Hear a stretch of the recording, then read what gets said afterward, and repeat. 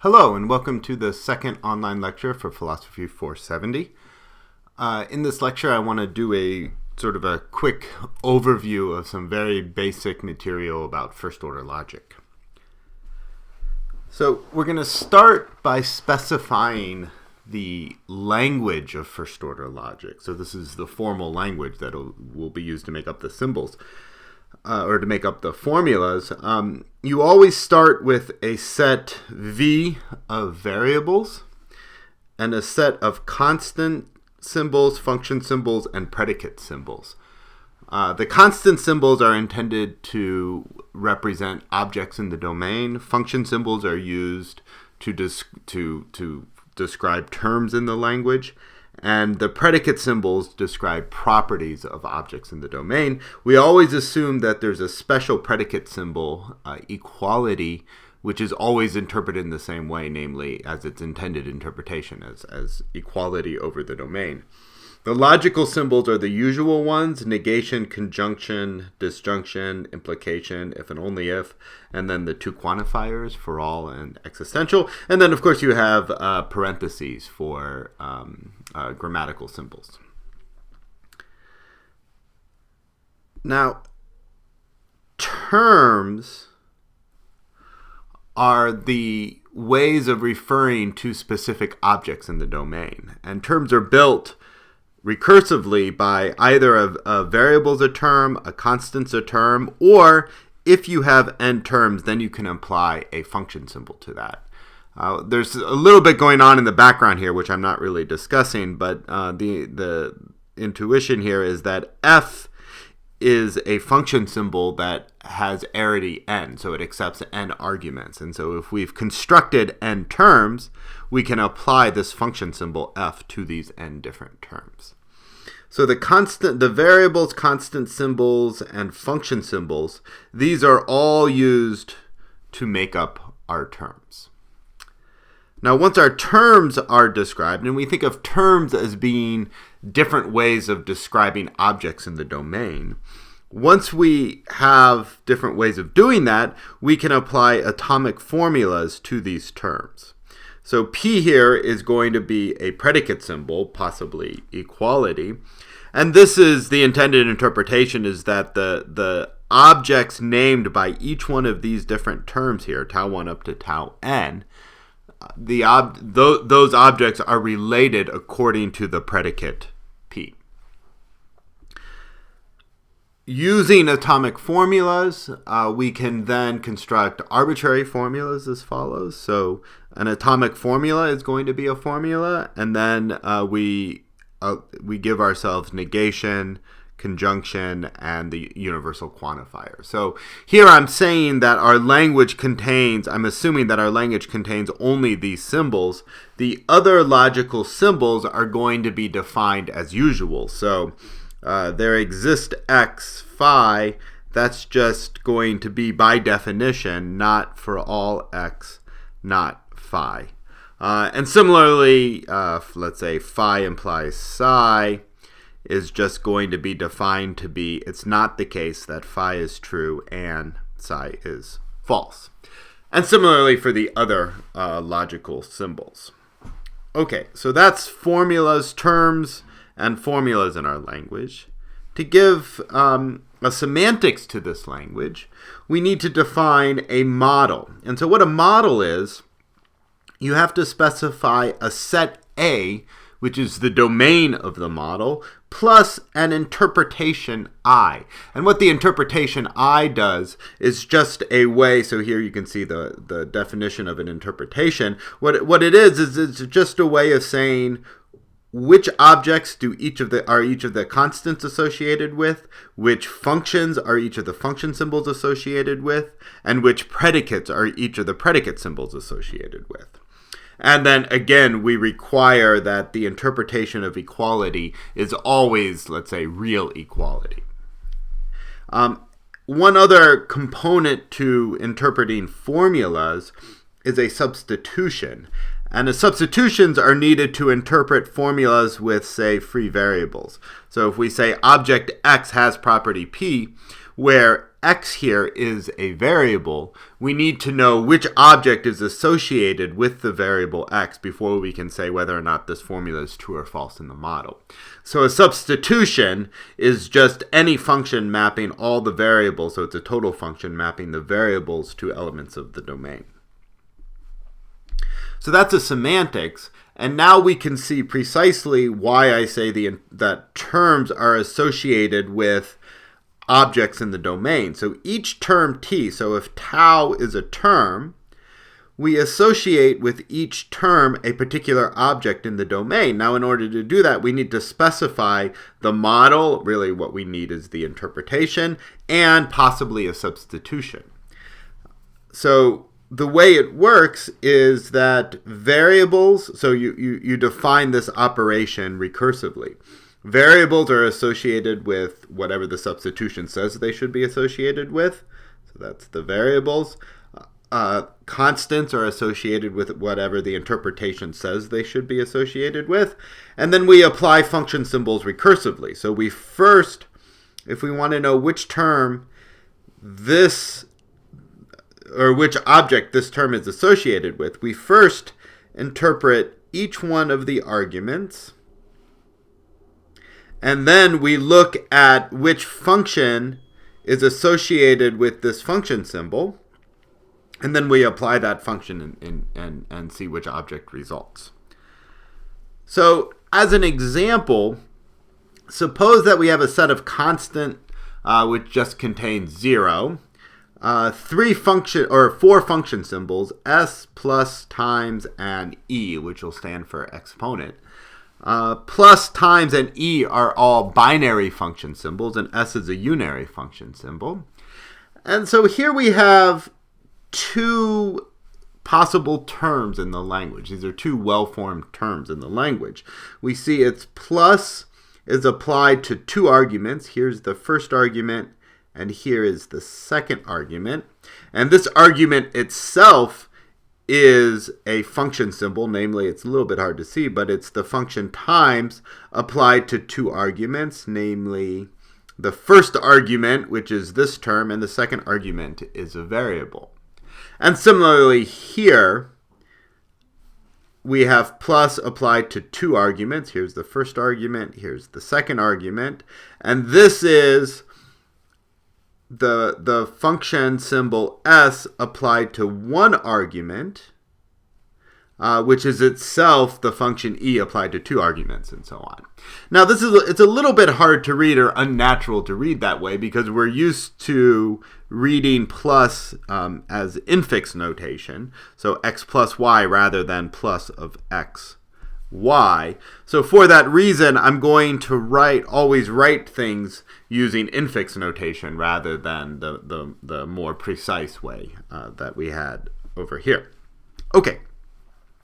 So now that we have, these are just two examples of terms, but these are uninterpreted because I haven't told you what the interpretation is of this constant and these function symbols.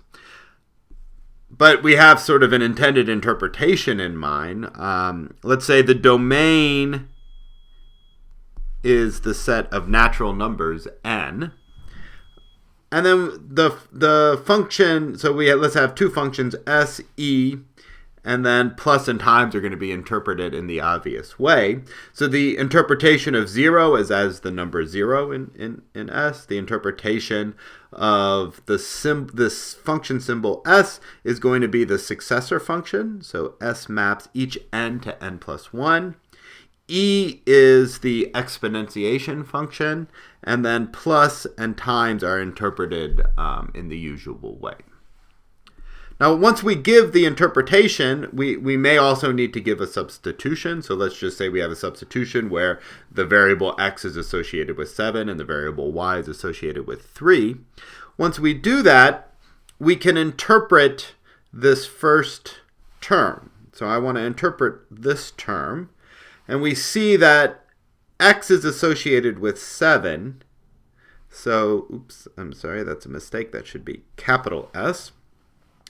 S is associated with 7. So we interpret this is going to be s of 7. So this component here is going to be s of 7 plus y is associated with 3, and then we interpret 0 as the number 0 and each of these symbols as their corresponding successor function. So we can just see the successor function is you just add 1, so s of 7 is 8. This is s of 0, s of 0, which is of course 2. 2 times 3 is 6, plus 1 is 7, and then you need to add those two together to get 15. So this term is just, you can think of it as a complicated or a fancy way of describing the number 15. And I'll just quickly go through the second term here. We see that to interpret it, we have s of 0. This is, of course, going to be 2. And then again, it's perhaps a little bit hard to see here. So we first look inside. This is going to be 2 squared, which is 4. 2 squared plus 1 is 5. So this is 2 plus 2 squared plus 1. So 2 plus 4, 2 plus 4 plus 1, which is 7. So again, this is a term which is a slightly more complicated way of describing the number 7. So each term, if our intended collection of objects is the set of natural numbers, we can think of each term as being a way of describing different natural numbers. A few other pieces of notation that we need. The first is, if I'm given 2 substitutions, we say that these 2 substitutions are equivalent with respect to the variable x if the substitutions agree on the values they assign to all variables except for possibly x. So it's a way of saying that the substitutions assign the same values to all of the variables except on the variable x. And then we have another substitution here. This is, so given if I have a substitution fixed, I can define a new substitution, which is the same as the old substitution s for all variables except for x, except for on the value x, you assign the value a. Okay? So naturally, just kind of putting these two things together, we will always have s is equivalent to s of x replaced by a for all substitutions s. One other important piece of notation is this one right here.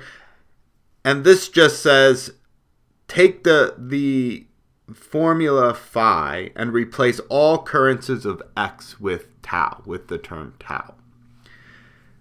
Now, you want to do that, but you don't necessarily want to replace all possible occurrences of x, only the free occurrences of x. So the difference between free occurrences and bound occurrences it's easy. There's a formal definition. In the notes I hand out, you can see the formal definition, but an example will illustrate what I mean. Consider this formula right here. So this says for all x satisfies property P. If that's true, then x has property P. Okay, now there's the variables x here. There's 3 occurrences of x. But this occurrence right here, this x is bound by this quantifier, this for all quantifier. And because this x is bound by this for all quantifier, if I want to say replace x with, say, some constant c, in this formula right here, this quantifier sort of hides the variable x from this substitution. So this really should be for all x, px implies pc. So you only replace free occurrences of x with the appropriate term. Okay, here's some just sort of quick examples. These are in the notes, so you can kind of run through these later. This just says, here's the formula x equals y. Replace y with x. So and then all the variables are free here. So you get x equals x. Here, of course, if you replace x with y, you get y equals y. Here we see that this quantifier bounds the occurrence of x. So if we try to replace x with y, we just get the exact same formula again. But if we try to replace y with x, we can do it because y is not bound by that quantifier. So we get a different formula.